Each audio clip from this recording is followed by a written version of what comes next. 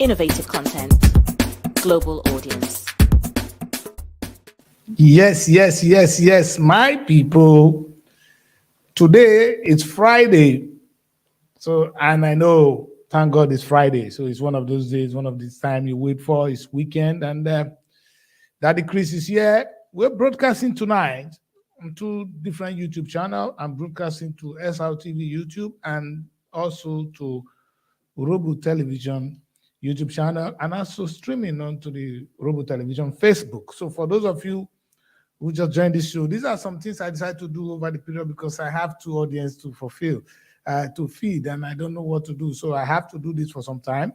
For some reason, I'm not be able to speak my normal Yoruba as I used to and play the Yoruba music because so that others can understand us. But I know they will enjoy our music with time.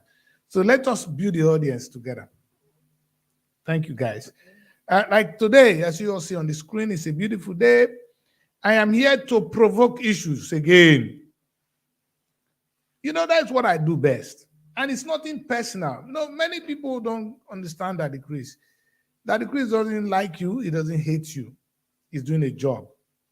It's a calling. It's a decision that I made, and God has endorsed it, and I'm going to do it to the end. If not, I'll be broadcasting tonight. I am tired. I'm saying things, even going through my personal stress, yet I am here. Why am I here? I don't know. But I'm here right now to do one thing, to talk about these able gentlemen. Let me not cover any of them so that I know you guys have them on the screen. So we're going to talk about them in details tonight. The governorship race in Delta State. What is going on? My people, what is going on? I picked on the ones I know. I know we have more, but these are the ones I know that are serious in the race. If there's any other one, then you guys let me know. As far as I'm concerned, we have the Labour candidate. I'm starting from there now. Ken Perry is there. He was live with me here. Emmanuel Edijala, wow. He's one of those intelligent bad guys. You need to meet him. You need to meet that guy. Again, he was here on this show. Is running under the platform of the PROP, People Redemption Party. For your information, Kempela is the Labour candidate for governorship in Delta State, while Edijala is the PROP candidate, that's People Redemption Party. Then we have just the most controversial man. We're going to talk about him a little before we go into the whole thing tonight. Sheriff himself.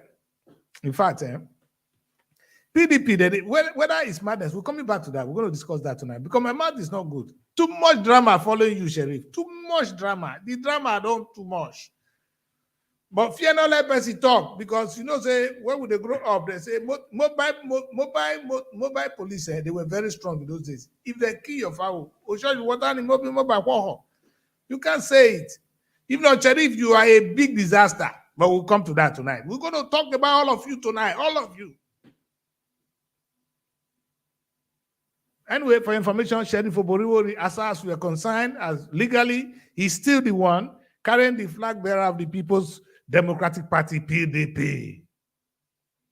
Then the almighty Omar Agege. You see, I like the way he hold the hands here. I said they should use that picture because that guy points hand for one side, people they die for the other side of the river. Boom! Omar Agege is the deputy Senate president at the moment. He's coming into the governorship race with all the machineries. He has done well for himself. He has done one thing. If nothing, Omar Agege did well. Omar Agege gave PDP a run for their money. And they are in trouble right now. So, and that is a good one.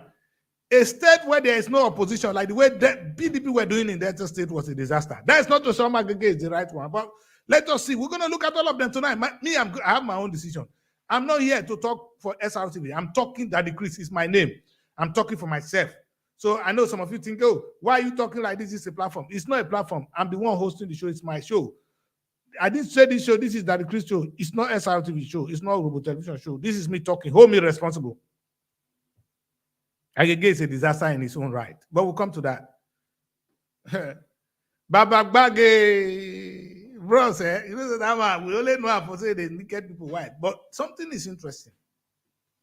I have a lot of reservation for his campaign, to be honest. A lot of them. And I will talk about it as we move on. Because Oloruku Kenegbagi, I've never seen him dressed like an Urobo man. Somebody, I put this picture out today.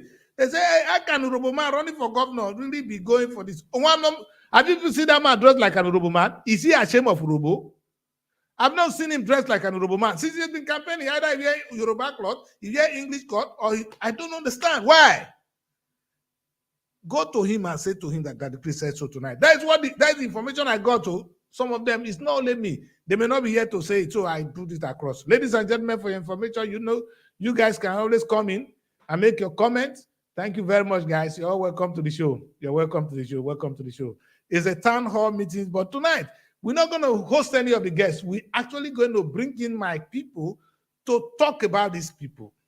Let us talk about them. Let us know who they are. I'm going to look at 3 different dimensions tonight. Let me complete the introduction first. So, Oloruku Kenegbagi, mighty Kenegbagi, the Gbagi himself is the one running under the SDP.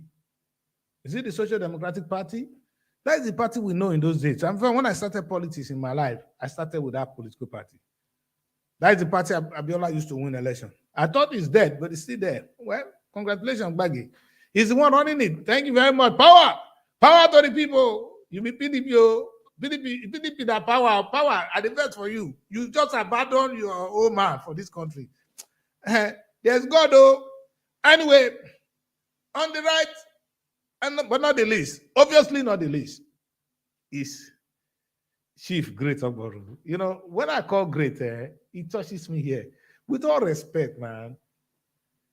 He is the people's general. And there's something about great. When I finished interviewing him, I said something, and it was from the front of my heart. I said, I now see why people love you. The control, the decorum, the amount of power in a human being, in the person of great, is amazing. Again, I wish I'm the one to decide who will become the next governor of Delta State. I'll be fighting right now. And it will not be any of the guys you guys think that I'll be supporting. I will keep that tonight on this show. But maybe when I begin to deliberate on it, you might know who I am going for. All right, that is David. David, where have you been, man? Let me get you on the platform. Already tonight, like I said, we're going to have a lot of guests, and they're joining me already. Okay. How you doing, David? Not bad. Man, you disappeared, man. What happened? You know what we're going to do? No. I'm gonna sign you off a little bit. Then I want you to reset your phone to be on the landscape. Right now, it's displaying on yes, good at. Okay, ladies and gentlemen, like I said, tonight it's a great one. We're gonna be looking at the characters. Those who are running for the office of the governor of Delta State. And we are talking tonight. Everybody on this platform is almost from Delta State, except one of our lady, who is Faith Rabo, is from Edo State. I know she can understand our politics as well. So we will be talking about Delta State politics. Who is the right man for the job? Now, we're going to look at 3 important things, David. We're going to look at one. We're going to look at their manifestos. Number 2, we're going to look at their record. When these people were given office, what did they do with it? All right. And number 3, we'll be looking at their individual character. Some of them are despicable. You understand?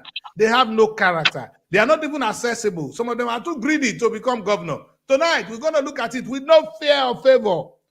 Like we normally do on this platform. We will not lie for you. We won't lie against you. So that's what we're going to do tonight. Look at them for who they are, really. For those of you that don't know David has been away for some time. David is coming in from SRTV Canada. David, could you introduce yourself? Yes, I'm happy to be on this platform. My name is David Emeka Mebele. I'm heading SRTV Canada here in Canada and trying to bring a face of the diasporas. I am Delta State. I'm from Delta State. And we want to see a lot of community here in Canada, especially the ones from Delta State, the Urobo, the Ijo, the Anyocha.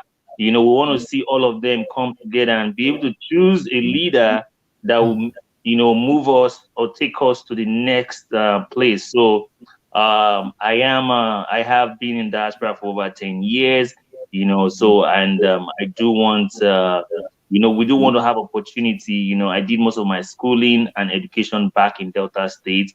So I'm a full son of the soil. I went to Delta State University, being with the SUG too. Went to Iwan campus. So I pretty much stayed very close to Government House Asaba. So I think it's a very great forum for me to see our next leaders and be able to chair whoever is the right person. Thank you. Wonderful. And before we go into the Delta State leadership, to be honest, I want us to use a little bit of point of reference. On the national level, there's a lot of positivity going on, you understand? Given without whether you like it or not, the Labour Party, Peter Obi, has turned the dynamics of the Nigerian politics. And it's actually not stopping Asiwaju from doing his own thing. And the other guy is actually, and of course, the PDP is always PDP. They are still there, strong, solid. They are always there, you understand? And you can see the competition going on. But I can't see that much in Delta State, And we are like Nigeria. Delta is a small Nigeria. With all the tribes, all the complications, and all of them are in Delta State. One will expect that the same energy we've seen at the national level will be in Delta, but unfortunately, it's not. What do you think? Why do you think it is so? And is that a question for me or for? Yeah, it's the question I wanted to say, whether you have anything to say about that, because do you think the energy of the campaign in Delta is high enough? Or maybe because we're not on the ground? Well, for me, I don't think it's high enough. Don't come to my camera. I don't think it's high enough. I feel most time it's more like a lot of wish-wash. We're not seeing the grassroots campaign. We're not seeing the youth being. We're not seeing the importance, like the youth notion being taken into consideration. We're not seeing those grassroots development where the leaders are even developing future leaders or are being transparent in what they want Delta to look like. I remember growing up, we used to have Delta 2022, projections, but now with all these leaders, we don't even have a 5-year projection of how Delta State will look like, even if we've seen a lot of changes that have happened recently in Delta State, but I think we could do more. So when it comes to your question, Daddy Chris, I feel most of the candidates we have, they've not really reached out, to that young next generation, and they've not carried us along. And the politics we have is more of the generational politics, not what we new Deltans or what the new Nigerians or the new Delta face want to see. Thank you very much. Perhaps that is what is missing. And I'm asking, perhaps this question will go particularly to the Labour Party candidate. If the Labour Party refused to tap on what Peter has done at the national level, it's a big shame. And then let's even look at, then if it's nothing to pick on, all of you who are supporting Peter Obi at the national level, can't you organize something like that to make a change in Delta? Because we are going to play the same old politics they play in Nigeria in those days. Nigeria has changed. Delta is still behind. It's a shame, and I think that's one of those things we might want to consider seriously tonight. But first, let us look at some of the major crises going on in the country first. David, as we speak today, there's no money in the country. People are now buying. In fact, the most shameful thing is the POS, which is a strange culture. I have nothing against it. The POS is now the order of the day in Nigeria, which is okay, but they can't even access it. I'm happy I will be happy to have Princess on the platform now because she's really very concerned about this. She gave us some of her experiences tonight. Princess, are you there? Are you there, Princess? We can see you already. Yeah, I think she just came on now. Yes, Princess, I will just throw in a very, very sensitive question. Yes, I hope you'll be following. I throw the question on the platform. What you are in Nigeria, so you'll be able to give us a little bit of report. What is going on with the situation with no cash? Have we done cashless, completely no cash at all? Is that the system? What is going on? Though I have some feelings that it's a good thing for the country, but what is really going on? Give us some breakdown first. Okay, good evening, everyone. Nice to be here. The situation here in Abuja, I'm in Abuja currently, and the situation here is really, really, really bad. If there's another word, people are groaning like the whole street. This is not basically about a group of people. Like when with even like people like my big friends, they used to have a lot of money before. Now they don't get to feel things like this easily. But as I speak now, it's like it's horrible. When you go to the street, is it that you're queuing for fuel, or maybe looking for POS cash points, or you are at the bank at the ATM point where you have thousands of people crying out, um, some fighting, some quarreling. I came here before you and all that. Like I called my POS girl yesterday in my estate here. I've been looking for her for 4 days. I've not seen like the POS cash point in my estate. Everywhere is locked. And then for over 4 days, I have been looking for this girl. Hello, can you hear me? Yeah, yeah, we could hear you. Yes, so I'm not able to reach them. And now she told me that she they can't get cash from the bank. When you go, she goes to the bank and they're able to give her maybe 20,000 for the day. And then that's cash from her. So it's horrible. Like today, this morning, I went to look for her. I couldn't. My cards are not working. You try to make transfer, it's hanging. And then you go to the mall, they tell you their POS is having issues, you can't buy. And then as I speak to you now, I don't have a penny with me at home. It's really some. So the situation now, so Princess, your network, I don't know what we Yeah, need to move to that place. well, that's Yeah. fine. I think I could add a little bit to like Princess experience, because even myself being here in Canada, I think I experienced it today. I had a transaction of $5,000 I was supposed to go through, Yeah, so like but I was saying, apparently, so if yeah, go you're on. saying you are trying to, No, you're breaking again. let Yeah. is really bad. Yes. Yeah, Yeah. yeah, So that's I'm okay. Yeah, so I'm saying that if you really want to do this, that you are targeting at some people, or you're trying to correct things that should have been corrected a long time ago. You're trying to create new policies. This is not the issue. This is not even the time for it. The laws are made for the people. Okay, you want people to die before you come and say you want to implement a policy. It's not done that way. The even as I speak to you, the new cash is not even available. You go to the bank, they are still giving you the old naira notes up to today. And then they won't even give you more than 20,000 naira. So what are you supposed to do? As I talk to you now, I have a colleague, I have a friend that said he practically went to Okay. For cash some from reason, nowhere. You can't get money anywhere. You can't get cash from nowhere. And now people are buying things for credits. A lot of people are just crying. I'm driving at. I will have to carry like people on my. I like give people lift, and they tell you thank you, thank you. I'm not having any money. You are a God sent and all that. So it's horrible. What are we supposed to do? Okay, because election is coming. So people should die before you implement the policy. It's not done that way. They need to sit up like as a matter of urgency and correct this. Okay, no fuel, no cash, no money, and nothing. And you even go to the banks right now, you can't cash out your own money. Like I'm practically stuck as we talk. I'm stuck because today my car remote was having issues. I needed to change the battery. I couldn't. I got to the place, but I was trying to make transfer before they could give it to me. They did not give to me because the money was hanging up to now. As make Yeah. sense. These policies wrong. do not make sense to anybody. The other day, I heard yesterday that a man slumped at Agbo yesterday in the bank and the man died. So, what are you saying? You're trying to create something for the betterment of people, or for yourself, or for your selfish interest, or your cabals. So, I don't get. They should come and tell us. Emefiele is not even saying anything. They should come and tell us what's really happening. That is the situation here. The street, this is a situation I've never seen before all my life. Abuja here, everybody's complaining, both the old, the young, everybody. So it's really, really bad here in Abuja. Thank you.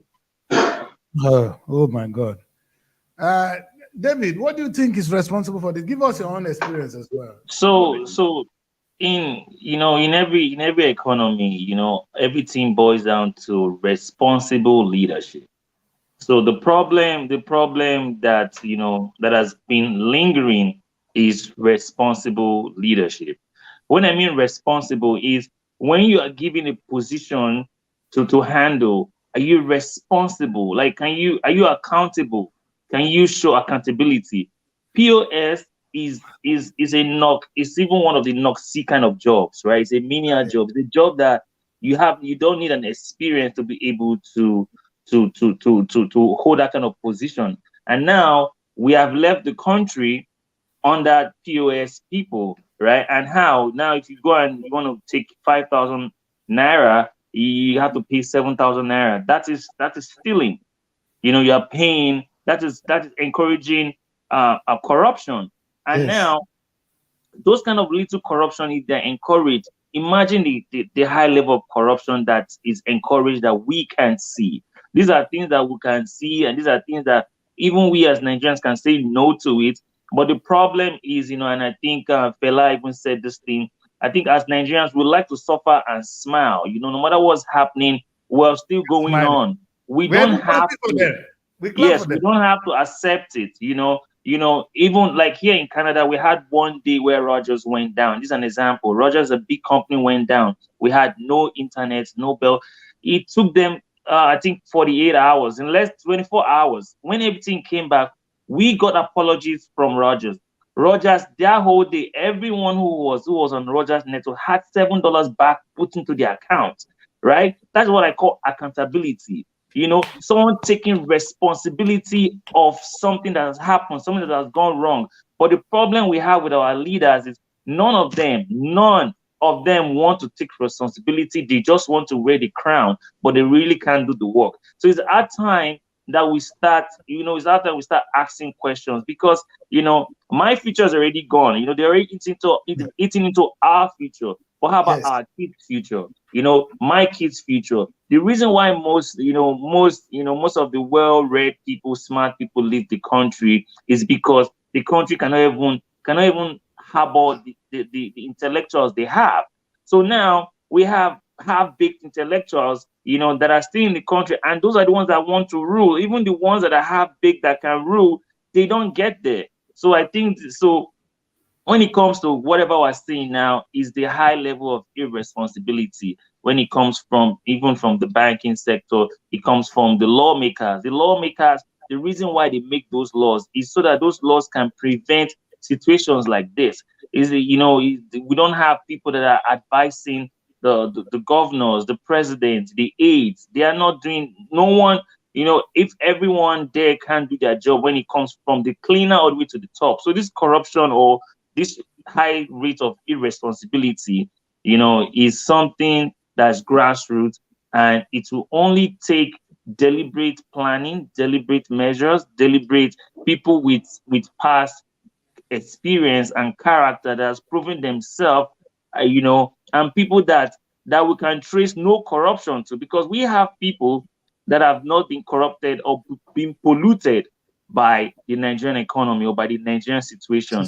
It's bad. I had a transaction that was supposed to go on today, and because of no money, no cash, the person Yes. has the fund in their account, but they can't even send the fund. So it's making a lot of, and when it comes to the global world, Nigeria will take a hit when it comes to the global world, because for sure we're losing currency, we're losing foreign currency. All the No. stock trades, all the EFX tradings we try to do today, Naira is dropping so fast. As of today, more than 28 cents or 28 kobo, within every single minute. So, think about in 24 hours how much the Naira is keep depreciating. So it's all about responsible governance, and maybe we Nigerians, should start holding them accountable. If you are the general controller of CBN and there's short of cash, there's cash leakage or whatever, you should answer to it. If Let's look at this. Let's look at this. I know we yeah, can blame these leaders a little bit. Sometimes I think I'm of the opinion that Nigeria is in the hands of very few. I want to believe that the president himself went into this, and the CBN governor, they went into this with Nigerians at heart. You understand? I don't know. I don't want to hold, but this is my belief. Why would the president want to change our money? The truth is, the bulk of the naira has been stuck at home. Even dollars, you understand, they stock it at home. So they said, the Nigerian government decided, okay, let us change this money. Bring down your illegal money, bring it to the bank. That was the step the government has taken. And I think it's a good one. Bring down your money, bring it, let us change it. Let us know, because they've been stealing, they've been packing the money. Okay, so and you think this is going to resolve anything as it stands right now? No, I'm coming. Okay, okay, sir. Let me tell you something, right? Do you know there's a clip right now, right? Of bandits with cash, the new money jubilating. How did they get this so much new money? The same way they got it, the same way your politicians will get it. Whether or not they stock money in their houses, they will still have to get the new ones. Okay, let's say for instance, the other day, last week, Ned Wunko from Delta State, Regina Daniel's husband, that sent her new money, bunch of it to her location. And this was the period that people were looking for this new cash. People were not able to get as low as 5,000 naira. And then this politician brought so much cash to for the wife. Do you get? So these are the issues. Whether or not you're trying to implement a policy for the betterment of everybody, I'm just saying this is not the timing. It is a wrong timing. This is something they would have started a long time ago. And this is something that, okay, if you really want. Yes, I can hear you. Yes, I want. Let me see this today. If the government is not trying, the government have made this attempt. A governor, a sitting governor, went into the bank and he withdrew 500 million. The president, what would the president do? Get him arrested? Because El-Rufai confessed today that a governor, a fellow governor, in the midst of all this, went into the bank and took 500 million. The question is, what are they going to do with it? To bribe the election. And I'm supporting the president big time on this. Because you know why? The naira, they stuck it somewhere. You saw what happened during the primaries. They're going to do worse. The man, okay, you see, Osinbajo, the vice president, came out and said, he was saying that you can imagine the naira that they have dollars, they have other currencies. So whether or not you are holding the naira, they will still have to do what they have to do. The country, let them spend dollars. So this is not even. Yes, the country is in a total mess as we speak right now. And whether or not you hold the what's it called, the naira from now to after election, these people are still going to do what they want to do or what they have to do. They are criminals. They have been paid. Okay, if a question I ask you now, if you are the leader, what will you do? Are you going to wait and allow it to happen, or you will do the ones you can? This is something that they would have started like a few weeks ago. Yes, and then let me tell you something. If you say, okay, you are implementing a policy, you don't have to necessarily keep people at the bank. As I speak to you right now, if you go to Area 3 here in Abuja, the cashier are telling you that there is no cash, whether new or old one, there is no cash. So what is the meaning of that? Because you're trying to create something. I'm supposed to die in the process. No, I am not Jesus Christ. I'm not supposed to give my life for others. Princess, people are suffering. I hear you. When you go to the hospital, there is no way to pay bills. But you know what they are turning patients away. This is not right.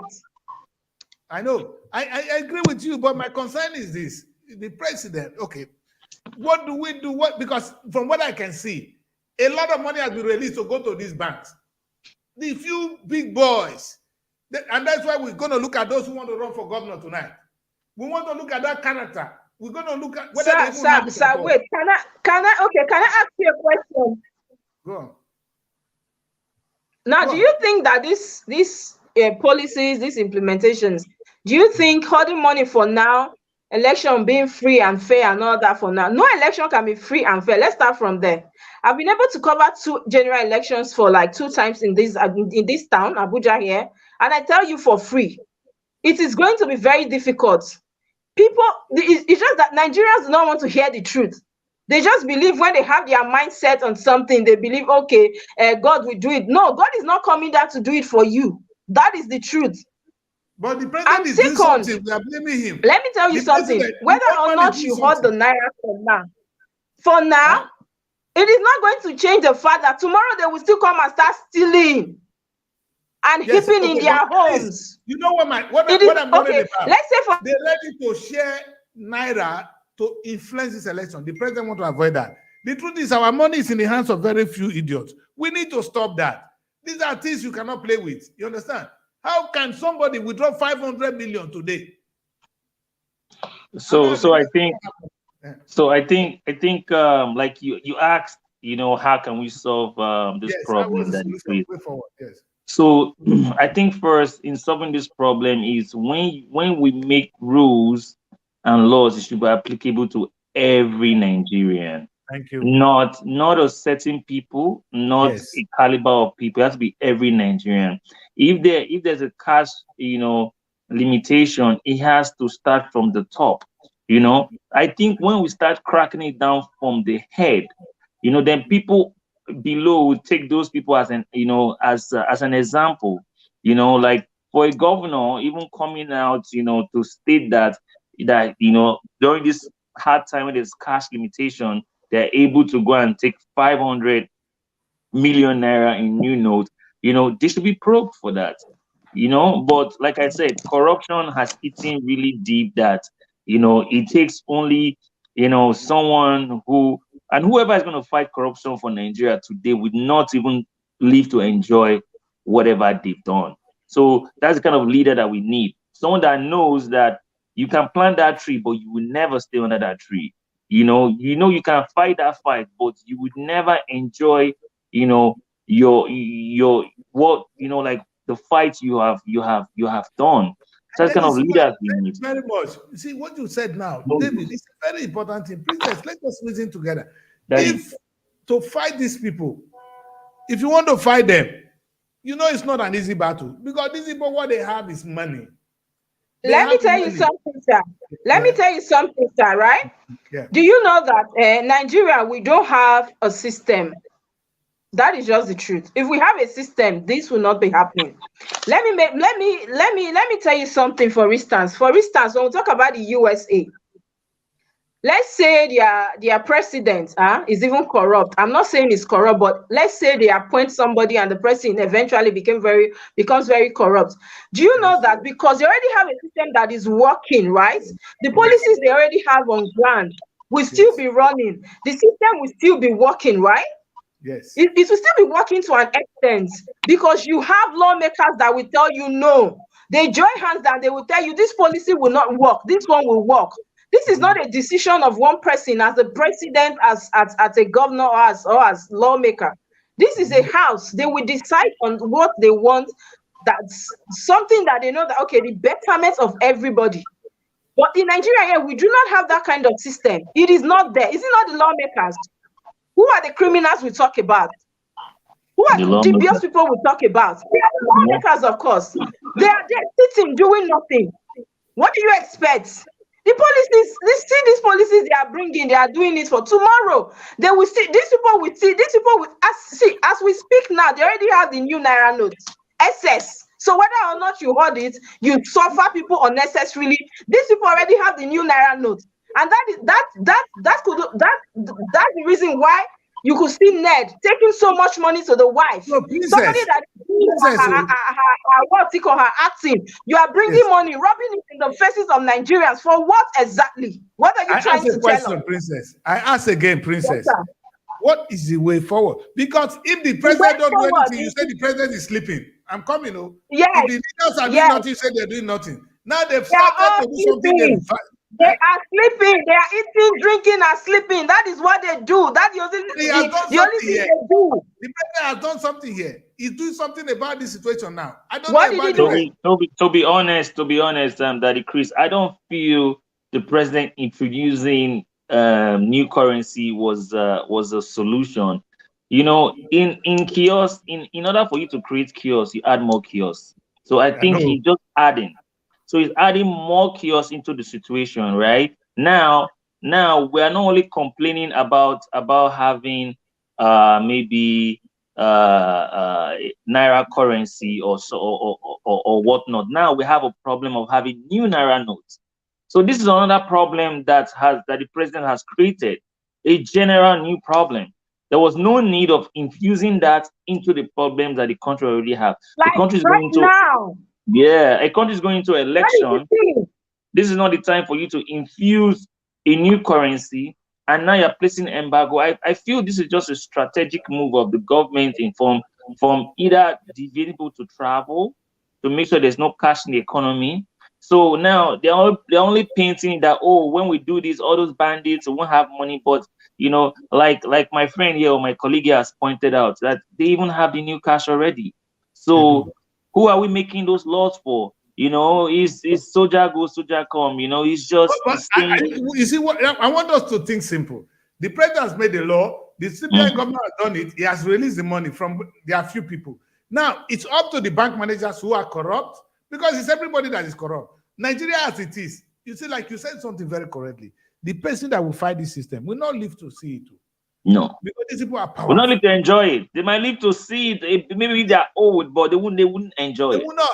They will not. Because if you imagine now, the labor leader who is fighting to who is like singing the new anthem for a new Nigeria, he cannot even do it because it's so difficult. I feel so sorry for him. And they won't even, let's put it this way, they won't let him. And someone has to start. If he's going to be the one to why start, the president has started good. something. The president has started something. Let us stop this bagger from keeping the money at home. Because if we allow them, they're going to spend. If I tell you the bulk of money this guy's kept. So people should die on the process. Huh? People should die on the process. How do lame people get How do money? people survive? Princess, Yeah. there is need for sacrifices. Sacrifices. I think you can't go talk of a religion without sacrifice. Like I said before, I am not Jesus, and I'm sure you are not Jesus. You are not going to sacrifice your life for big men that their children are already abroad. Yes, why is it only the poor that have to sacrifice? Why is it only the poor that have to sacrifice? Yes, it doesn't make sense to me. They should sacrifice.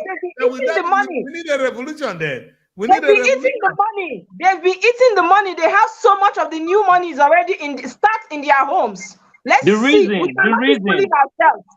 The main reason why any country should have a government is so that that country can put every citizen in what we call equilibrium level. Thank you. So no matter how poor or no matter how bad where you are from, there's like an equilibrium level whereby everything is in a certain kind of way balanced. There. There's a level you must be. Yes, but when there's that huge gap, then we know then we don't have a functioning government. The government and that is work. Thank you. You've said my language.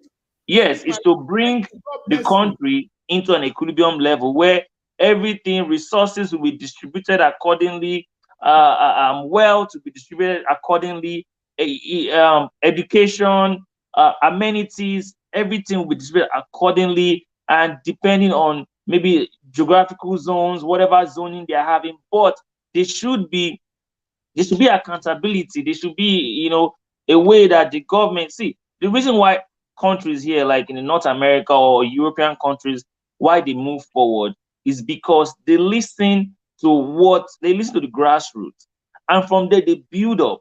And if you're not the right man for the job, you should not be given the job. That's how I see it.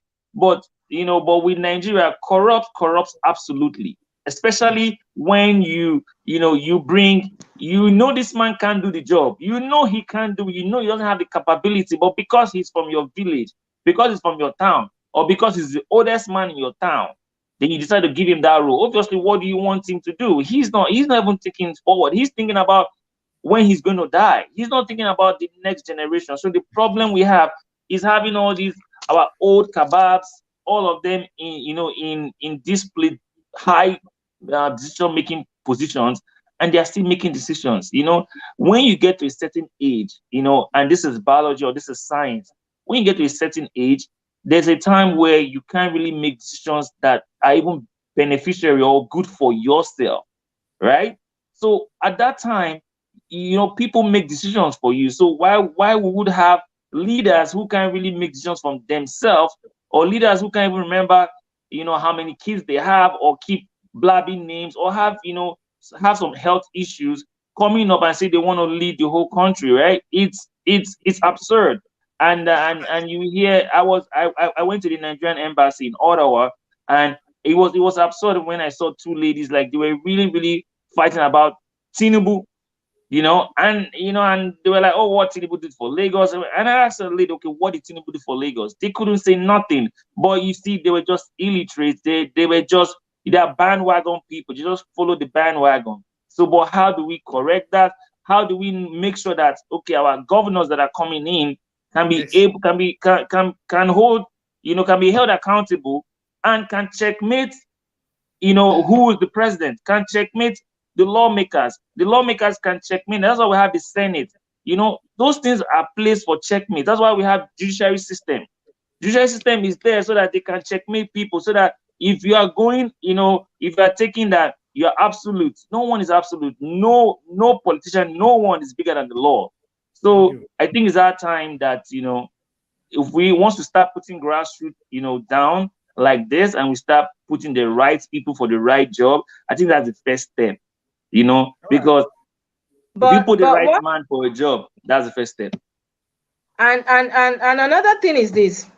We know very well that people are clamoring for new changes here and there. And I keep asking these questions. Now, what's the possibility that the people around these people, even if they are willing to really do something, the people around them, are they willing to help bring this new change they clamor about?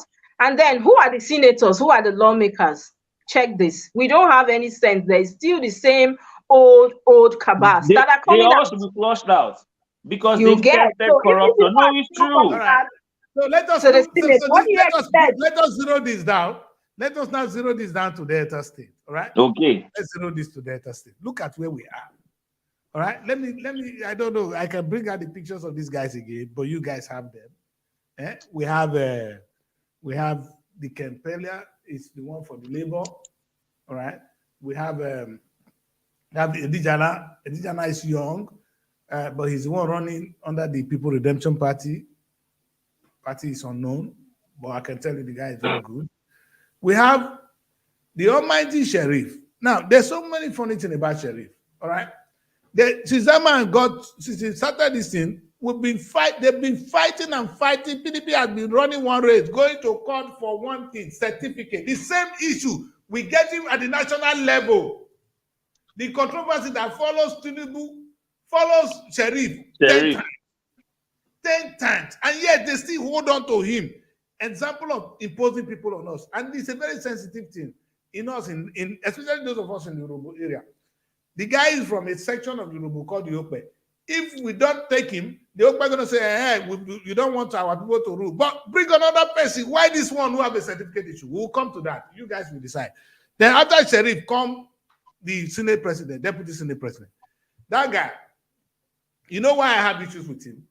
Down to, I'm going to just analyze some of them, but I won't talk much. The deputy Senate president, he has been in Senate, he has made a lot of money. He's one of those that will come and throw this kind of money around. But let's keep him aside because he doesn't spend that much. One funny thing about the deputy Senate president, if there's I don't know whether you guys heard of the 4 billion contract given to Tom Polo. All right? There's a contract to secure the oil well, and the money is now the one that comes to Orobo, because Tom Polo was so nice to share the money because he cannot come to Orobo area and protect us. So he gave some of the job to the Orobo nation, he gave some to the Shekiris, and he took the Ijaw part of it. The one coming to Orobo was given to the deputy Senate president. What is this man who is at the national level eating a lot of money going to do with 2 million, just 100,000 that will go to ordinary security? He pocket it. I've been trying to solve this matter behind. That's an example of the government will be expecting from Agege. If he can counter it, let him counter it any other way. It's disheartening. That's from Agege. Now, leave him. The other one they call Sheriff. No, not Sheriff. Sheriff matter don't pass. I'm coming. I want you guys to listen at some of their record. I'm doing my own analysis and I'll let you guys talk. The one they call Baggy. You know what? Baggy is this. Over pompous. You know what I call pompous? You understand? He's running a campaign. You know what funny thing I love about his campaign? He's only going from one church to the other. If he doesn't go to church, the next day he's at the mosque. You know, he believes that the pastors are the one who are going to pray for him to win the election. And he's a lawyer, well educated. And you imagine where this explain where we are. Can you imagine, princess? You're laughing. Don't laugh. In fact, if we leave that one, the only person I have reservation when I talk about Great Ogbaru is a gentleman. You understand? He's a gentleman. He's not going. I don't think he's going to win, but he's a gentleman. You know, you have a governor in him, you have some peace. But it's unfortunate. Like exactly what we're saying. I can see the power. I can see the people that really deserve the office. They're not going to win. I will leave that to you guys to talk. But this is my assessment. In fact, if you ask me, let's follow one by one. In terms of their manifestos, in terms of the PDP don't normally have the manifestos. They believe in their structure. The same thing. The other almighty president, the deputy senate president, said he's coming with the edge agenda. I don't know what is edging. You can't see any substance in it. The only person that really come here to defend the manifesto is Emmanuel. Emmanuel has a manifesto. You understand? And Ogbaru had a Jubilee agenda as well. Beautiful. You understand? You can talk about those two. We cannot trash the labor, but when you listen to the rest, they are, you know what? These are the same people that are going to keep that money and share it on the day of the election. These are the things the president is scared. If you listen, the vice president was scared. Okay, let me tell you, these are my assessment of these guys. Number two, in terms of character, they are greed.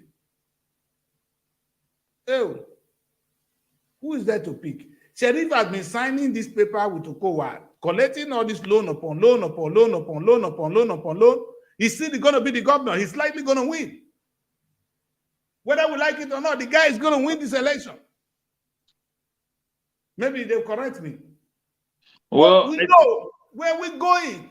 Yeah. Well, when it comes to like all these candidates that we have, you know, I think Ogboru, you know, has always, you know, for over a decade, you know, actually 2 decades, been coming out for governorship election in Delta State. You know, so Sheriff has been a playmaker too. So with all this, with both of them in the mix, you know, Agege is another one. Yes. So these are these. I guess other than Sheriff in the system. Agege started with Ibori. He changed to Labour, came back to APC. He's been there, so it's not new at all. Yeah. So these are men. These are men that we can say they are wolves in sheep clothing. They can change at any time. Yes. And when we're talking about having coming out here to give us manifesto or talk about these governors or these leaders, you know, we just don't want that old kind of leadership where you say, okay, we'll settle the boys, we'll give them the way, you know, pardon me to use that, but that's the Delta slang, you know, settle the boys. Yes. No, we don't want to settle the boys. Now we want to settle our future. Exactly. I wish they understand that. I don't want to settle the boys.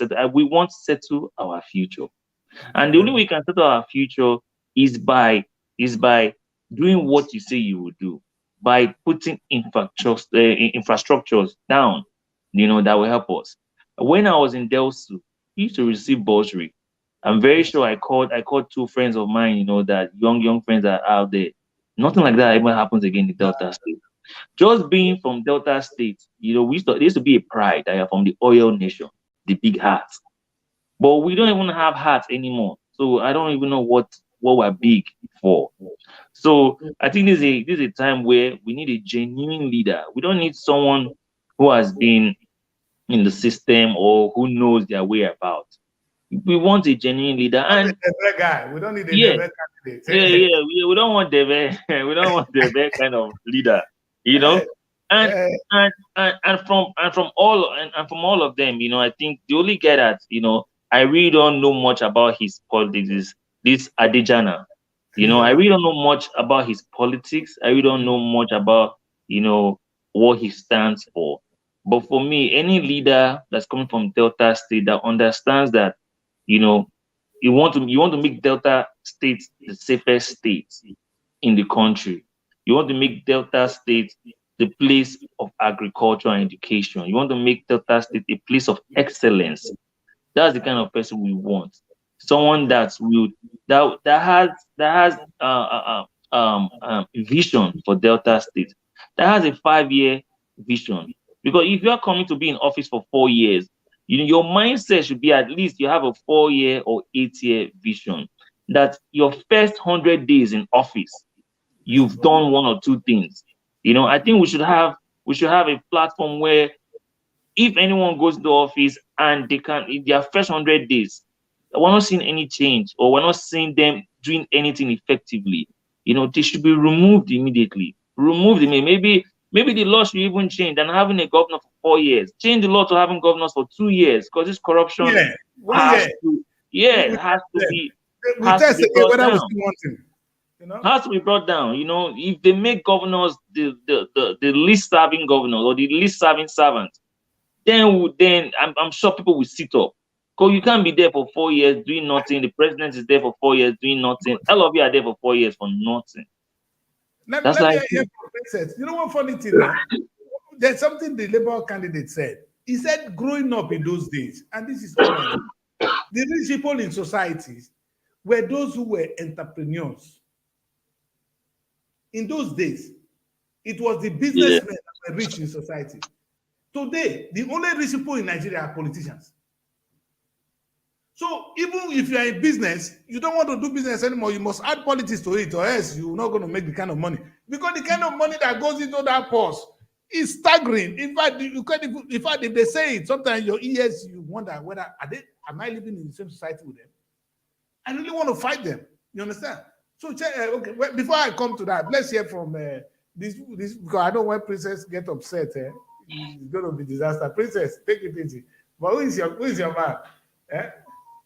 Oh, Princess, your network again. They know how to punish this beautiful face. You see, I think she's frozen. She's frozen. Yes. She need to go back to the studio. In the studio in Abuja, we'll get better reception. Anyway, you see, like we were saying, it's a big challenge, really. David, it's a big one because if you look at I must confess here, that's a Dijala. That guy said something that shocked me. I've been in politics for some time. And when I sit down here and you come up with a manifesto that shocked me, then you are a human being. It doesn't shock me anymore. I think they all sing. This guy said he come up with some strange policies, something new, like you were saying. You know what he said? He said, you know what? I'm going to change all the bloody general hospital in Delta State that are not functional. I'm going to convert them to teaching hospitals. You understand? That he's going to produce medical doctors for export. Strange. You know what he said? Something I've never heard. He said he's going to create what we call the data bank. I know those of you who in Europe will understand the importance of data. All this information, where are they storing it? He said he's going to create a database so that we can have a place where, and we begin to store data for the rest of the world. In fact, he promised that he will not spend data money in the next 4 years. The guy confused me. I don't think he can do all, but at least he could conceive it. You understand? And he's saying it with conviction. He's talking, he's proving it. It's a kind of arithmetic. I'm surprised. I've never met a guy like him for some time. You understand? That one was a little bit surprised to me, to be honest. And it's difficult for me to come here and begin to say one thing because I've hosted many of them. And I like the Kempeli because I'm really angry with him. For one thing, he has every movement coming from Peter Obi. If he really want to win election, he could have tapped on that structure right now because the labor structure is amazing. These kids are creating it for the man unknowingly. He would have been able to tap on that and say, okay, I'm the new face. I am the labor in the state. I can't see it. You understand? I know he's doing his best. I can't see it. You can't win an election like this. Like I said, unfortunately, the next governor of Delta State is going to be the same Sheriff who is known. All we ever hear, last week they put him in the dock to come and defend the certificate. If he even win this election, we will end up spending our money for the judges these days. They are more corrupt than any other person in the world. So our money will only be used to settle judges because they will not relax. So the judges are not going to. Hello. Okay. Yeah, she's coming. Just go on. It's not the best yet. So I actually want to add them. You know, for us to use our money to settle judges, because the money, see, they went to Supreme Court, he won. Nobody asked one question: how much was spent? Where's the money coming from? Is it not our money? Is that the legacy? And for me now, if they want Sheriff to win, let us just take one leader and help him to succeed. Because if they drag and go to court, it's our money losing. I think any leader from all of them, that really want to make a change, despite they've been in politics for long, what they need around them is smart people. Yes. And when I mean smart people, I mean people who can actually think and see how things is done. So now, if you want to say, okay, in my first, I have a plan. In my first 1 year, I want to tackle transportation. You face that ministry, Ministry of Transport, get people hired that know things about logistics. Then you look at it, okay, you're like, okay, Delta State, what do we have? What are we storing? What are we selling? You want to go into warehousing, open up jobs, look for smart people that have done all this logistical business, see what the youth are going into. A lot of youth are going into the music industry. Okay, make sure that the university we have in Delta State, the music labs or studios are up to standard.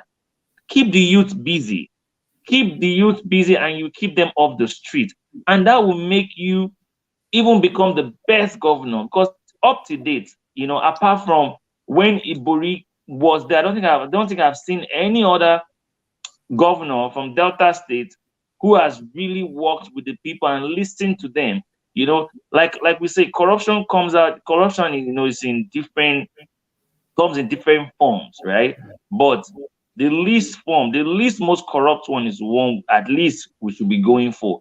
Since we can't it's as if all the candidates we have is speaking between the devil and the deep blue sea. Right? And we all know the saying that says the devil you know better than an angel you don't know. So when we're working with all that, I hope that that they hear us. I hope that they listen to us by surrounding themselves with people that are capable of doing the job. Anyone you're appointing them because they are capable of that job. You're not appointing them because of family relations. You're not appointing them because of for them, to help you steal more. Mm-hmm. We should have a time where the governors are saying enough is enough and they start putting back. The state has bled enough. They've taken too much from the state. I think it's our time that whoever is going in there has that mindset that I'm going there to put back. I'm going there that when I leave Delta State, I will say this is what I'm leaving Delta State with. During my time, I'm not just, giving a project of 10 billion, but that project only costs 1 billion. We're thinking about doing a project, we're thinking about maintenance, we're thinking about longevity. How long will this project last? How long will this thing we're bringing to this community, how long will it last? If you are building a general hospital, you should be thinking how long will this hospital last? Are you giving a 50-year span? So if it's a 50-year span, you know what you are building, the project. There's no way that you build a substantial or like a standard hospital that will last for 50 years and the people would not know. The people would not see your caliber. And that will make the youth or the young kids have them as role model. But if all the role models we have are criminals, don't you see that we're breeding more criminals? And now the ones we are breeding will be worse than the ones we have. Because, you will always be better than your master. Of course. So it's our time we even try and speak to their conscience, since even showing them like the reason why other countries are better than Nigeria, and which most of them, their kids are abroad here. I went to school with some of them. We see them, their kids cannot even live that way. So they know the truth and they come out here to spend holiday with their kids. They see how it's functioning. They see even the governors, they get tickets. Ralph Ford in 2012 was driving on the HOV lane. He got a ticket for driving on the HOV lane. And he's our prime minister. He's the prime minister of Toronto. He's the premier of Toronto, right? He got a ticket. That's accountability. The officer who gave him the ticket didn't lose his job. No. They didn't go and kill him. They didn't go and kill his family. Nothing happened to him. He was doing his job. So we should also understand that when a public servant is doing their job, it's not personal. We should let them too do their job while we as citizens do our job by criticizing and wanting more all the time. Thank you. Yes, it's a very, I think you touched on a very, very important part of it as well. And I'm going to allow some people to come in and contribute to the show. Yes, Princess, yes, bring them on the yeah, platform. let them come in. But what I like us to look at tonight is really very, very maybe speak truth to power, like you said just now. The policeman who gave ticket was not victimized. Yes. You understand? It wasn't. And in Nigeria, it is the same people that they're using to fight one another. So it's going to take a high level of education. I don't think it's even education, of awareness to understand the damage these people are causing us. Maybe until we get that, we cannot solve this problem. Princess, from what I heard Princess say, Princess believed that no matter what we do, the deal is done already. And that becomes the decision we make, and I think it's the wrong one. I still think we can change it. Hello, sir. Can you hear me? Yes, we can hear you. If I say today I must do the right thing, and you say you must do the right thing, and Princess do the right thing, we've already started. You see, for evil to exist, I always use one word. I use one word all the time. For evil to exist, righteous men are busy doing nothing. The only reason this is happening is because some of us are doing nothing about it. We can change it. Even if it's only me, you see, if I'm going to be there, I will do the vote as I think. I may be the only person that vote for the right candidate. I will go and vote for him and go home. My conscience, I will sleep in my room saying, okay, it's up to them to do whatever they do because only my vote will not change it. But my vote will not go to the wrong way. I will not vote for somebody because that person is going to win. You know what is so disheartening? I know the people that will win this election. They have the money to spend. So they're going to win because they have money, not because they are the right people. We can see the way they did the primaries. If you look at the primaries of the APC and the PDP in Nigeria, it's enough for you to ban those two political parties. But they're going to win at the national and state. What do we do? What do we do? Let me bring this comment in. Bishop said it's until the youth wake up to the reality of life, choose between good and evil. Collecting money is not the issue. Is your conscience alive? I think that is a very big one. You know, that's a big comment from Bishop. Because it's okay to collect this money. You know, in fact, it's that I even collect it and spend it. You don't need their money. Buhari is trying. I'm going to give him credit for this last one. I never supported this president. But for this move, to stop the money from circulating, these people have so much money. If you have enough money, if you have the money stuck in your account, bring it. If it's legal money, take it to the bank, go and change it. They said it's a bad man. If you have money in this country, Canada, where you live, do you have money that you can keep at home? No. If someone reports you have that kind of cash at home, then you'll be in trouble. Big one. You'll be in trouble. In Nigeria, they stack our money in fact, they dig their houses. And if you listen, we should face the reality. Look at the kind of houses our politicians where they stay. You saw it's like they live in mansions. In fact, in their own estates. Where if you go to their villa, they call it my country home. They call it control villa. Big fools. And you go there, you can see where they stock this money. If you come to my village, where Iboris compound is, it's a village. Iboris compound is a village. And again, what he's going to do is going to sleep in one bed. You will not see that in Europe. You won't see that in America. You can see that in Canada. So the problem is we glorify these beggars. Yes. We see clap for them. And I see them champion for Tinubu. Go and look at Tinubu village. He could have only have a home. He has a village. So is the other one. Even the Tinubu one is even better. The other bagger, Atiku, went and put his house is in. He bought a place in Dubai. He's living in Dubai. Yeah, he lives in a penthouse in Dubai. Can you imagine? Our money. Yeah. Where did you work that money, Satinu? In fact, these guys are stupid, man. And this is what they do to our children. It's okay to keep quiet. It's okay not to say anything about it. But hey, it's not allowed. I was looking at Sheriff. I was liking him at a point in time. because I was looking at the equity in Delta State and I felt the governorship should go to their area, which is fair. You understand? Let them produce governor. But the amount of money that guy had, I've never seen one thing. Sheriff went to commission a pipe-borne water one time. If you see the convoy coming, pipe-borne water, the pipe-borne water is going to commission. The vehicles, the fuel spent to that place is more than the money He spent more than 200,000 to go and commission a project of less than 20,000.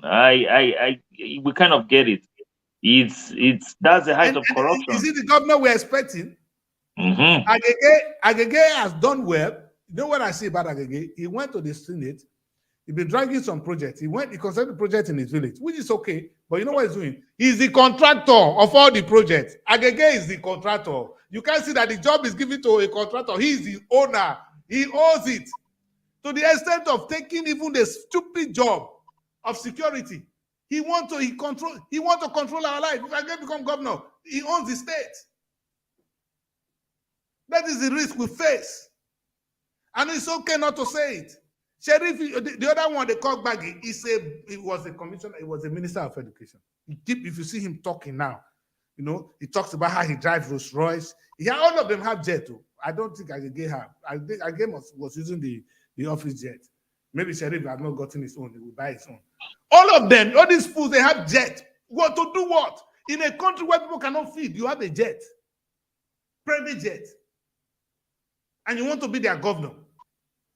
How can you even understand the plight of the people if you're using private jet? How? I don't understand. In fact, we're in trouble. We're in trouble. To be honest, it's a big time trouble we find ourselves. It's a big time. Let me see whether it's something. I will just quickly. I don't know why you guys are you people online? Those of you in the on the platform. I cannot. They said I should join them. I tried to join. I don't know what's going on. Let me join again. Yeah, try and put them in. Yes. All right. You guys are here. I'm going to let you guys speak now. I can see Sakure, you are there. Young. Yeah, I'm here. Okay, good. Sakure, let's hear from you. We've been looking at the candidate, the characters, the manifestos, and we've not really spent a lot of time on that. I think we're going to continue this tomorrow. But who is your man? Yeah, looking at all the candidates, they've all been contesting, but looking at their manifesto, actually, and they've spoken very well. All of them spoken very well, but looking deep into the manifesto, I think some can be differentiated from the other. One can be differentiated from the other, or one surpasses the other. Okay. That's why I'm rooting for him. I'm rooting for this man, Ologo Emmanuel Edijala. Okay. When I looked at his manifesto and when he was on the show, on your show, the way he laid out his plan is a perfect match for Delta.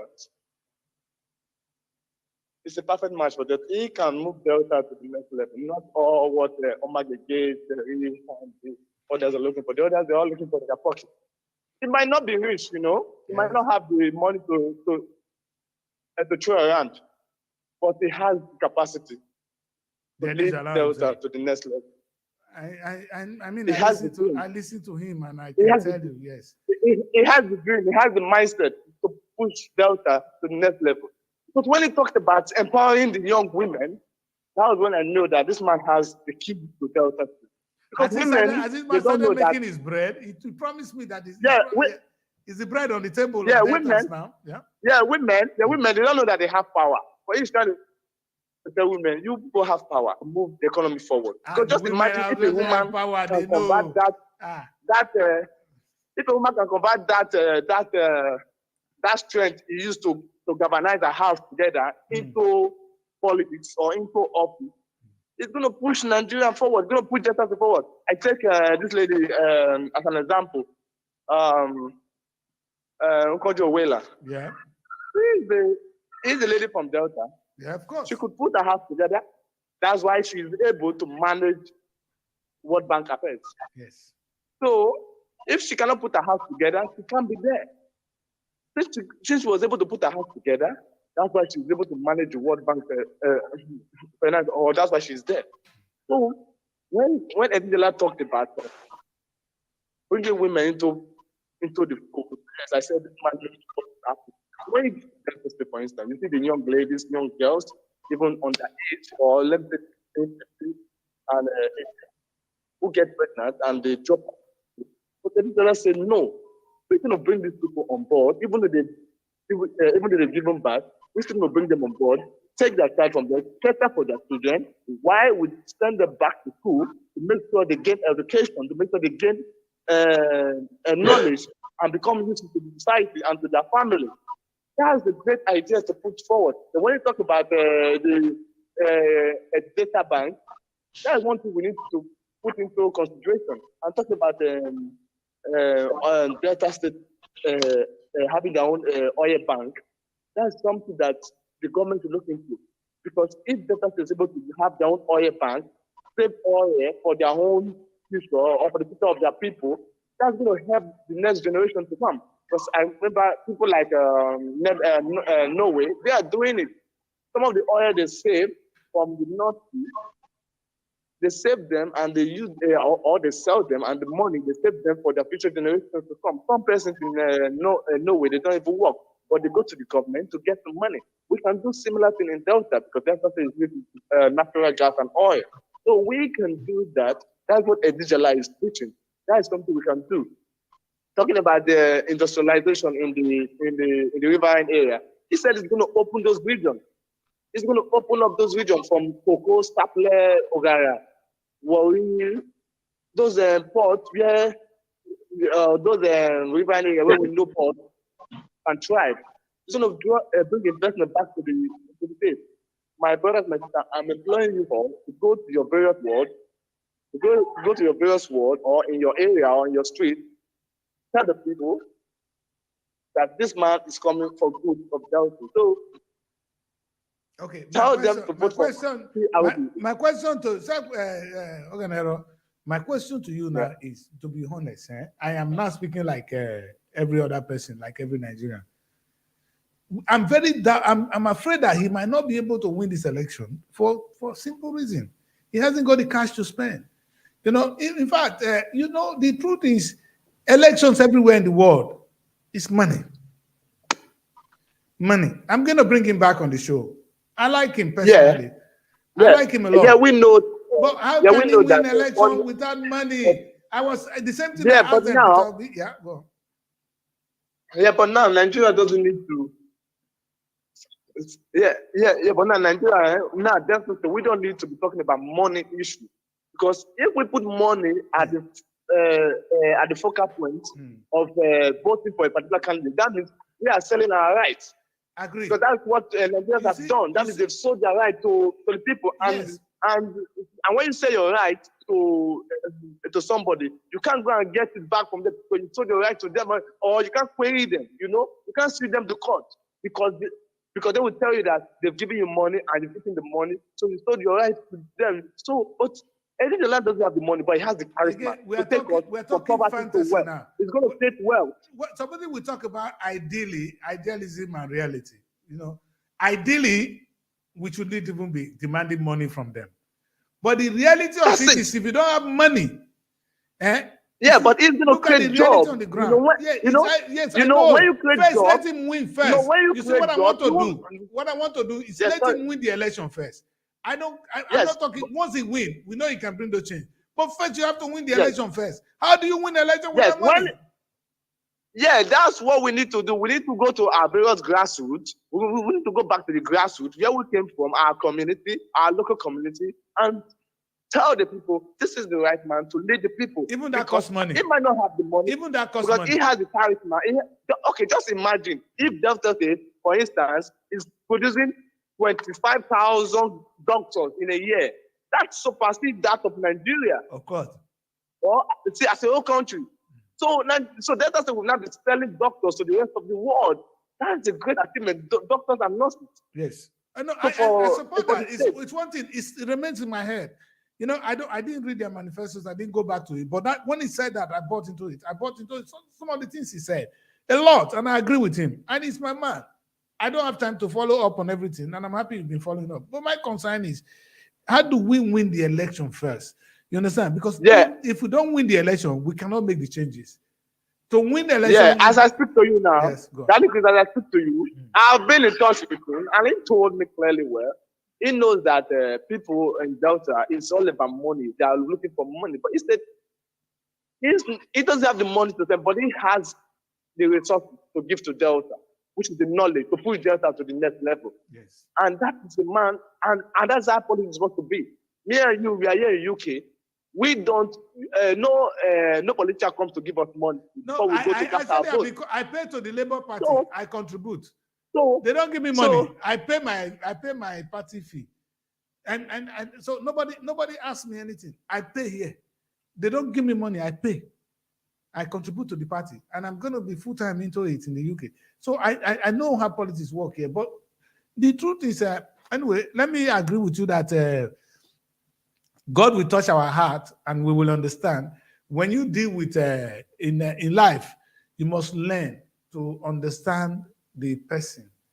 If I know that my wife has one leg and I'm telling her to run like somebody who has two legs, I am being evil.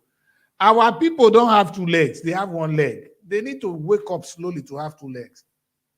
If we're giving them a task of somebody with two legs, they're going to fail. Expecting a Nigerian old woman who have not eaten to go and vote without anything on that very day, it's not going to work. The reason why Buhari tried to hoard the money, why it's 90% why they're hoarding the money. They said not even hoard the money. He asked them to change the money. If you have money genuinely, why are you keeping it somewhere? Bring it to the bank. They said the president is done evil. Why won't you change the money? If your money at home is legal, bring it out. I'm supporting the president, the government on this one.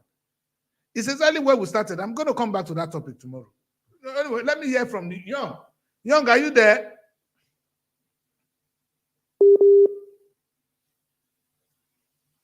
Hello, sir, Young.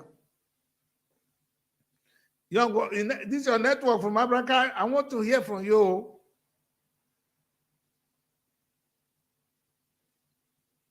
That's not good. All right. Anytime Young happens to join us, he will join us. You know, like what I do, I come tonight and I'm going to close the show myself, and I'm going to be brutal with all these four guys. This is guys here now. I'm going to be brutal with them. And this is my assessment. What I think. And I'm entitled as a Nigerian, as somebody from Delta State, with my own opinion. And that's what I'm going to give out right now. Hello, sir. Young. Off your phone, your this and talk to me. Good. Don't off the data now. Don't off it. I want you to speak. You've already mute yourself. Only stop it from speaking loud and talk to us. Anytime Young join us, I will take it. Anyway, for those of you watching, if you want to call in, the number is out there. It's +44 7459 513 619. It's the same thing. It's a WhatsApp. You can call WhatsApp. It's not direct. You call on WhatsApp. Add the number to your WhatsApp. Give it a call. Call it SRTV. Anytime you call, I'm on the show. You can call live on it. I have a lot going on tonight, so I'm going to spend very few time. I didn't know I would be able to do this broadcast. Thank God it's done. But I really want to come back to this. I want to digest. I want to look at these candidates. Them. I'm happy somebody, Gubernatorial, has openly said it clearly, without reservation, that his candidate is Emmanuel Dijala. And he has his reason. He has said it all. It's nothing personal. He's saying that guy said he's going to produce medical doctors. And a spot. It's something I've been crying. Let me say this to you, my people. If this is, I cry every day here. My phone network here in the UK is called TalkTalk. If I call my customer service, the people that picks my call, they are in South Africa. Some of them are in India. None of that job has gone to Nigeria. Why? If Nigeria have this teeming youth population, these young people who can turn things around, look at what they did in the music industry. These kids have energy. If Nigeria, that looks you right. Yeah, that looks you right. Yeah, because that looks you right. Yeah, when Edith last said he's going to produce doctors, because Just imagine we have health centers in Delta State, but these health centers are not functioning. But if Edijala is able to create, if Edijala is able to produce doctors, 5,000 doctors, some of these doctors will be drafted to these health centers, and these health centers they will start functioning back, and the people will be very close to the health centers, and they will get good health because there's surplus of doctors when Edijala is in power. But if we Deltans, we looked at money, we go and vote for money and sell our conscience out, we're going to be destroying ourselves. There will be no doctors there to treat us. Look at the health centers, they're all going bad. They're all in a dilapidated structure. You can't go there, you see bed, you see wood, all the roofs, they are all broken, they're all tight, and not even to talk about the general there's something Edijala said there. That is even small. Edijala said he will not touch the state money in the first 4 years. That's it. We will generate our own money. You imagine, we generate our own internal revenue. I don't understand. People like Cherif, oh no, this is annoying me. This Baggy and you see these three people at the middle. They are the same. They're supposed to support him. They are supposed to come together and support him. See? They're going to come together and support. Do they know what? Do they understand what the guy is saying? Do they understand what the guy is saying? Do they understand him? Do they understand what he's saying? You can only support what you understand. How can you support? How can you? You can't give what you don't have. Because what this guy is saying, you see, I asked one question, Nigeria. Only one question. I think like a stupid man. I'm like a layman. I'm a layman. So think like this. I have young people. I have human beings to work. I have the land where they can work. And I am hungry. I'm a stupid man. Let me repeat that. If I have all the land in my village, my father, I inherit all of them from my father, and I have children who can follow me to go and cultivate that land so that we have food to eat and we are hungry. I'm a stupid man. That is exactly what I'm saying in Delta State. We have all the resources in Delta State. We have young people to do the job. Yeah. And we are hungry. All we do is wait for money allocation to come from Abuja and spend it. That is all these people are saying. All of them you see there. Look at them. Count them. Imagine. They're going to spend money that comes from Abuja. That's what I'm ashamed of you guys. That's what Sharif and Omagege, that's what they're going to be doing. They're going to be banking on the money that's going to be coming from the federal level. But Edijala said, no, we're going to generate our own internal revenue in the state by opening up those seaports. You know what? Just imagine, you know what Lagos is going to be getting from the seaport? Do you know the revenue Lagos is deriving from the seaport in Lagos? If we get such seaport back in Sapele running, we get the seaport back in Sapele running, then seaport in Koko or Warri running back. Do you know how much? Do you know the employment? Is the employment that is what is most important because people will be employed. Look at the youth. Those youth who are into other illegal stuff, they're not going to be doing such thing anymore because there's job for them. No, in fact, the question is, you should take advantage of it. If these young people now know how to carry a laptop to do Yahoo, why don't you let them carry the laptop to do something creative? Yes. If a young man can get a job of... who are using those laptop to do, even they're going to be using the laptop to be doing concrete stuff, like writing programs. They will. Don't, you know, we're just thinking. So that's why I'm asking all Deltans, the old and the young, come out in mass on March 11 or 12 during the government election and cast the vote for PROP, Emmanuel Edijala. You see the key symbol. When you go to the polling booth, you see the key symbol. Some put on the key symbol because Emmanuel Edijala is going to unlock the potential. You're turning this to a campaign now. You are turning this to a campaign. Let the candidate go and say that one. We will allow them to do that here. We will do that here. No, yes, you said they should vote for Edijala. We'll end it there. Let Edijala go and educate them. If the Edijala want us to campaign for him, he will tell us right here so we can go into that. We don't want to fight any other political party. We're not fighting you guys, but we're doing the needful. And I can understand where organizer is coming from. He has not collected 1 naira. He hasn't get anything. He's that kind of young man. He believes in what he said and he's following it. What about you? This is what I was expecting today. He has come out to defend what he believes in. Where are you? Who do you believe? If you agree with all these guys, come out. I'm going to repeat this show tomorrow because I'm going to try and run away now because I have a lot behind to do. They're waiting for me. But I'm going to beg that I'm going to bring the same topic back tomorrow. I'm not going to change it. We need to look at the credentials of those running for governor of the entire state. Let me start again. Ken Pela, the Labour candidate, is quite an interesting guy. I've spent some time with him and I like him. I'm disappointed in you, sir, for one. You know you're my younger one, so I will say to you, you have the unique advantage of tapping into the labor structure, not even labor, the Peter Obi structure in the Delta State. You're not doing it well. We want to see a change. You see, when everybody come on my show, I always do one thing, two things I follow. How are you going to win? How are you going to govern? Two things that matters to me. Because if you don't win, you cannot govern. So I'm always interested in how you're going to win. How are you going to win an election like this? You that is even advantaged than Adijala, you didn't follow it. Number two, let me go to Adijala quickly.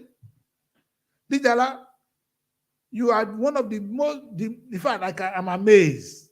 I was surprised. I wasn't expecting it. You shocked me when you start to speak. You make one big mistake. Where did they carry PROP they go? How can you win an election with PROP? These are the things I'm talking about. You make it, you see, the last time, when we had a king, I will talk about it too. Me and Prince Abuto, we were in London, and I said, Prince, we say we have to explain, because the name of our king was Echimita. Is he still the king now? No, I know they removed him. I don't know what is going on. I'm not going to go into that tonight. But at the end, we keep explaining why is the king answering the Shekiri name. We don't need that. That is this case now. We now have to explain what is PROP, because they've not heard of it before. It's not to say you've done anything wrong. The name is difficult to sell. Now, we don't have time to sell it to win election. We have to start to sell what you're doing is too difficult to sell. Big mistake. Number three, you see that man called Sheriff. In fact, that is Okowa in another uniform. If I get my way, you're not going to win this election. But I know you will win because my way doesn't count. Unfortunately, it's on record that I'm the last person to vote for you. You know why? Because you've been a disaster. In fact, all our money they've been spending in the judiciary is your fault. Okowa insisted it must be you. Now they've been spending our money, the small one we don't have, to spend it in law court. You think I'm happy? I will say my own. I will say my own. Oh, I will just try to read this question. Favor, why your head won't turn on the other way now? Okay, let me move. Deputy Senate President, you that's supposed to be the hope. It be like say, wait till rob that baba, don't rob you. You're supposed to be the new hope. You're supposed to be the new data. But waiting rob Baba for rob you. If not, what are you fighting for? Stupid money, security money. What are you still fighting for it for? That's your character. Is it a lie? That money came from Tompolo. You Colombian with all the money you have. Again, all the contract you'll be bringing from there. Who did you give the contract to? All is your own. Is that how you're going to run the state? Every contract will be your own. Listen, hey, open your eyes, my people. I don't buy it. I don't. And I'm going to follow up this issue tomorrow. This weekend, I'm going to look at all of you. Tonight, I don't have time. So I'm going to run away quickly. But I'm coming back tomorrow and next tomorrow. I said Friday, Saturday, Sunday. Only your record. You see where we're coming in tomorrow. Let's go to Baggy. Baggy, just as about the time, people, they forget, say you naked people wife. You came up with another strategy. You move from one church to the other. With your pride, when they worry you, or you move from church to church. Preaching, I don't understand this man. If na church, now be the government, is it the church you're going to govern? First, you came out to one disaster. I follow you up. That you went to all the mosques, to all the Muslims in Nigeria, in Delta State. They said they support bagging. You see, sometimes the brain not they work well. If not, why would somebody running for governor be moving from only church to church? I've never seen you campaign seriously. I've not. Tell him, share this video, give up. You are not going to win election with this. I was sitting down with this guy and I was liking some of the way he was thinking. And I said, okay, there's one word he said, you didn't remember. I said, if I can, where do I need even money from federal government? I can make money in my own Delta State. Only Soko alone will grow rice. And I was so happy. Only to come on the campaign trail, only to go from one church to the other. I thought you're going to preach industrialization, which you talked about. You all talk about the experience you have. I'm coming back to you tomorrow, sir. Yeah. Now we will talk. Great. Yeah. Chief, I don't go open my mouth, talk where I reach your place. I don't know why. I have a love for you. It's a personal love. Like I said again, this APGA, I never grew. Because first, you go win the election first before you will become, because you will feel help us. When I was talking, Makinde, sometimes that man they teach me some lesson, big lesson. He said, don't forget, the poor cannot help the poor.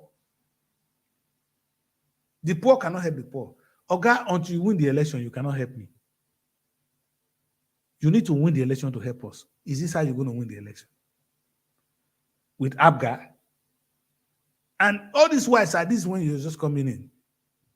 Maybe the campaigners pick up now. I want to work. I don't even know where to start. I'm confused. Now, with this I've presented tonight, my people, I didn't prepare anybody because nobody was expecting this show, but I'm going to close the show. I said I will not stay more than 1 hour, 30 minutes tonight. I'm going to close the show. I'm going to end it with a message. These are the people we have. I don't know whether there are others out there. I don't know how many political parties we have now. They are numerous, so I don't want to count them. But I believe you guys agree with me that these are the serious ones.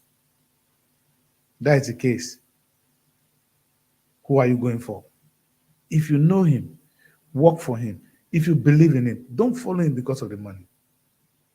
Follow him because you think he will change the future of your children. I don't know how many years I'm going to be on earth. My parents are no more here. Anything I do now, I think like that. Please, do not collect money from these guys. They are vampires already. Some of them are vampires. They're going to blame it on you.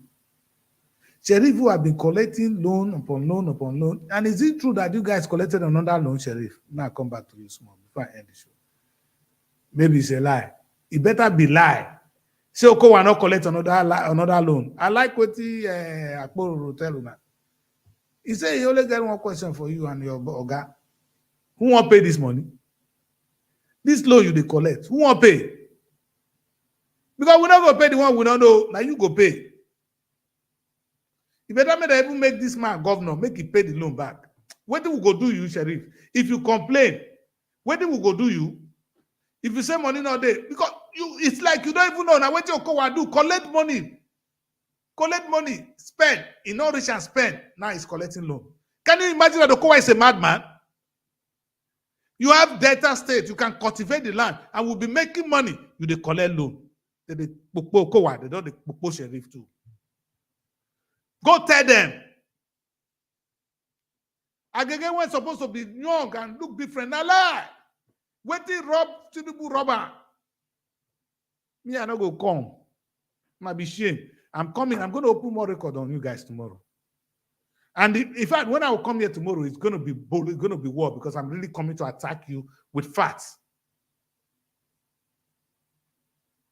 I never see somebody like Baggy once. We'll come back to open your record proper. Thank God, say Solomon on the platform tonight. So I feel talk about you. Because I solo they hold me down before I want to open up.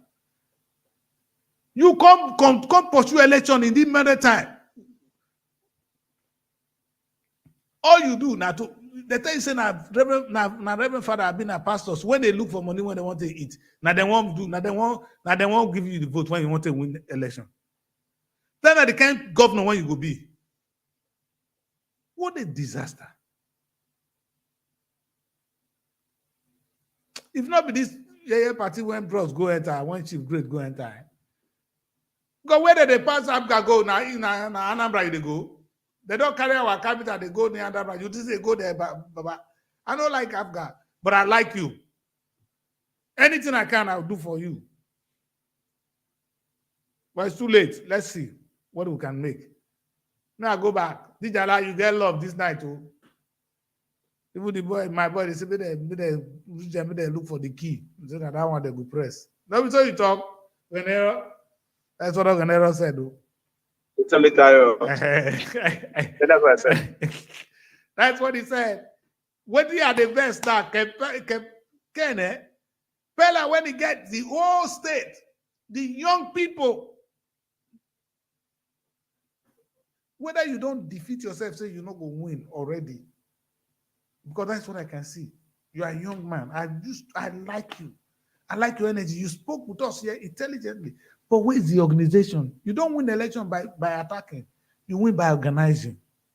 And you have a structure. The structure is Peter Obi. So if Peter don't even win presidency, I was thinking that one of the states will be able to use that structure to win an election. None of you are doing it. Is it true that can we conclude that they picked the wrong candidate? You were intelligent. You were very smart. I can see that. What is wrong? Put your acts together. Ladies and gentlemen, I'm going to end the show there tonight. I know I've said things you guys don't want to hear. I'm going to bring my young lady in. Princess,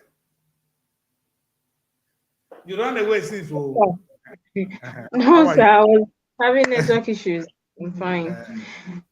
Good. So I'm coming towards the end of the show. Tonight, I know we're going to go back to where we started, which is the fuel scarcity. All right.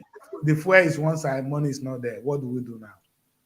What do you advise us as Nigerians?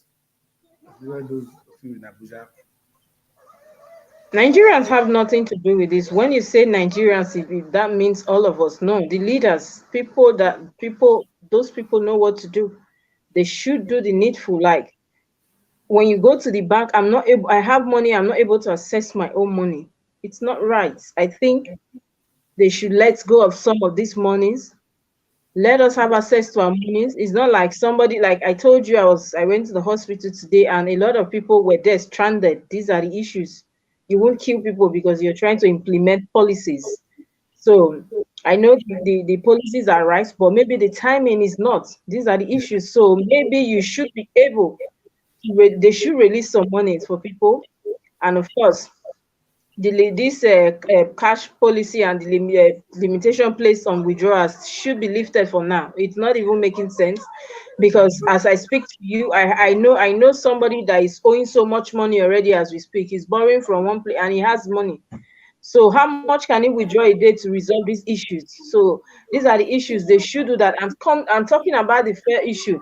Do you know, I even heard that in Delta State, they are selling fair for like 500 per liter and 5 something. So how many liters are you supposed to buy to go out a day? You are not able to access your money, and then you're willing. Me, like I told my mother, I will not buy fuel for 500 naira per liter. I will stay at home. I won't go anywhere. I will work with you. Will buy it. Don't worry. I will not buy it. This will get better. You will buy. Don't worry. Because I think the problem is not the amount of fuel, it's the wages. Princess, I want to say something to you. And then even the 500, you still have to queue on top. Who does that?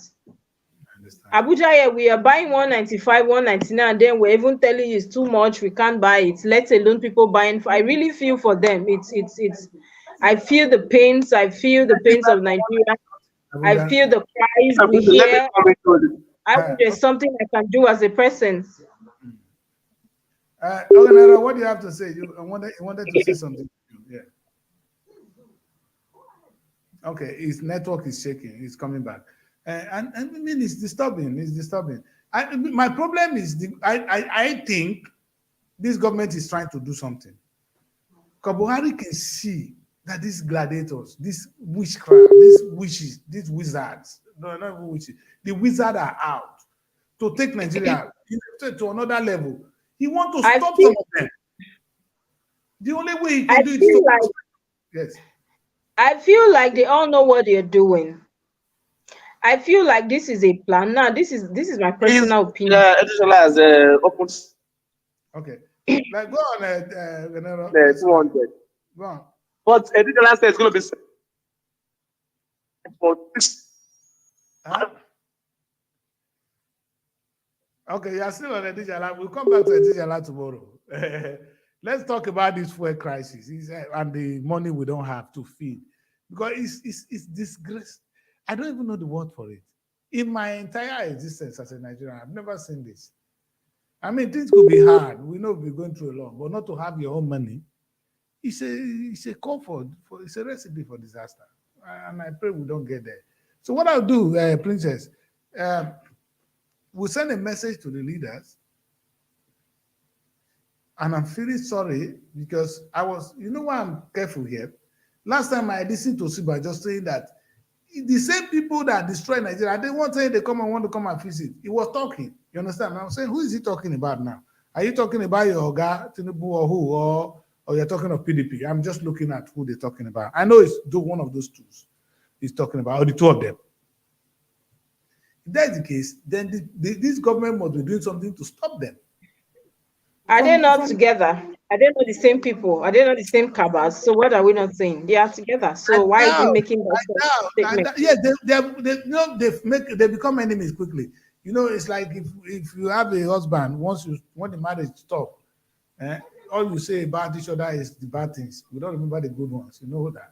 So I think that is where we are. They used to bed together. Now the bed sheets are dirty, so nobody. It's the same thing, and tomorrow they will become friends again. That is Nigerians' politics for you. Today they are enemies, tomorrow they are friends, and the next day they are enemies again.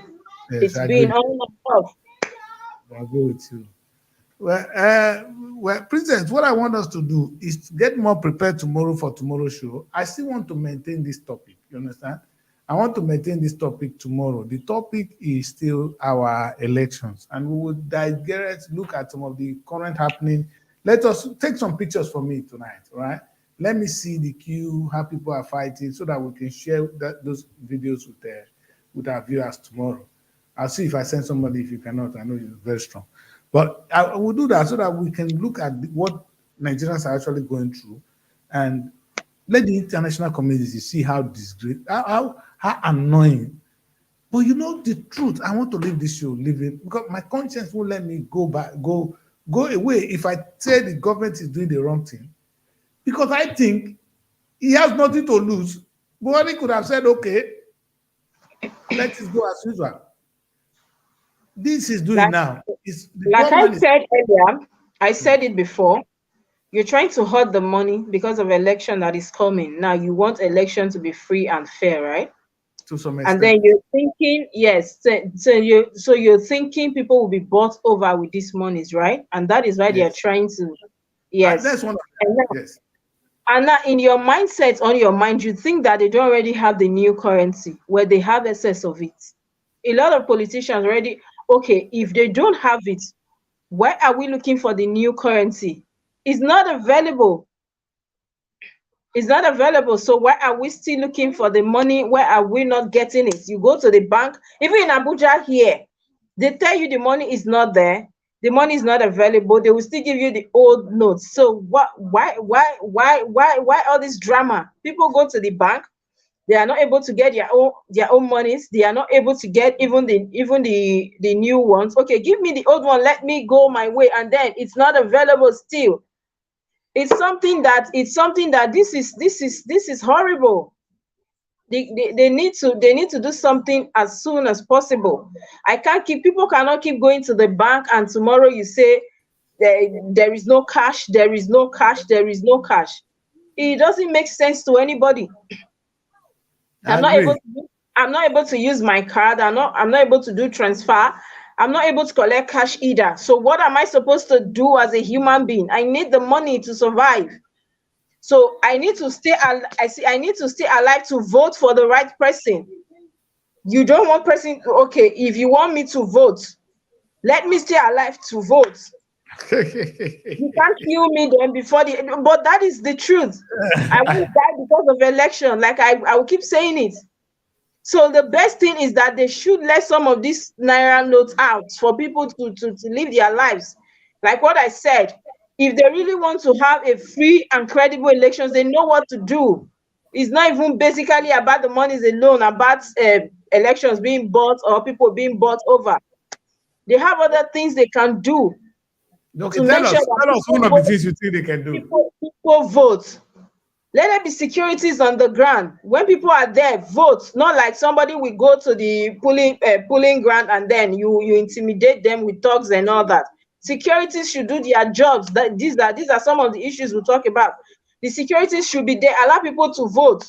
Free conscience. And like I said it, I've seen, like I told you, I've covered 2 elections before, and I've seen before that there's this man, they gave money, one estate like that in Abuja here. He collected the money and he still went ahead to vote for the person he wanted to vote for. So people should use, we cannot keep babysitting adults. I keep saying it. People know the right thing to do. So if you think one politician will come and give you 10,000, will come and give you 8,000, come and give you even 100,000 to come and buy you over, and then you know the consequences for the next 8 years, and you still want to do that, then I think adults should know what to do, what is right. It's biting on everybody. So I'm not supposed to come every day, come here and tell you, you must vote this, you must vote that. The thing is basically, it's never about the people anymore. The leaders know what to do. What I'm saying is that the current situation now in Abuja, because I use Abuja as an emphasis because I'm here, it's way out of it. They need to do something urgently, like now. They need to release more money. They need to allow people to take above certain limits.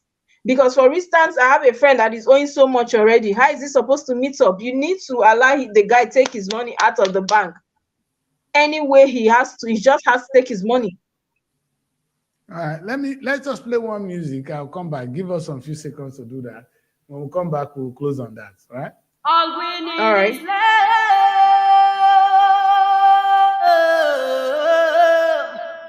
My fellow Nigerians, the Yoruba, Hausa, and Igbo, both home and abroad, especially the youths, remember that we still stand on one Nigeria. For the unity of our great beloved country, Nigeria, is not negotiable. And to keep Nigeria one is a task that must be done. Long live the Federal Republic of Nigeria! Nigeria no go scatter, your national policeman says so. Carry go! Nigeria no go ever scatter. Now you want to scatter. And do you hear what they want to say? Nigeria no go ever scatter. Now you want to scatter. Now listen. Our great leaders making Miami well. No united we stand behind every farm. There should be no more corruption, insecurity, unemployment, our failure.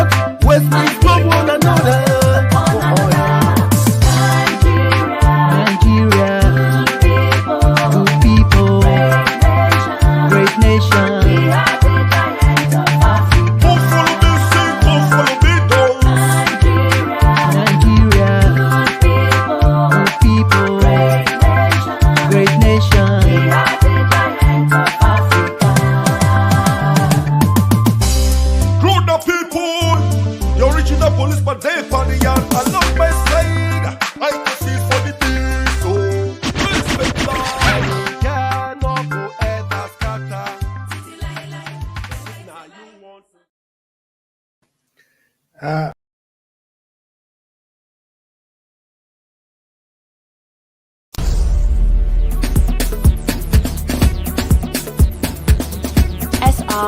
TV. Innovative content.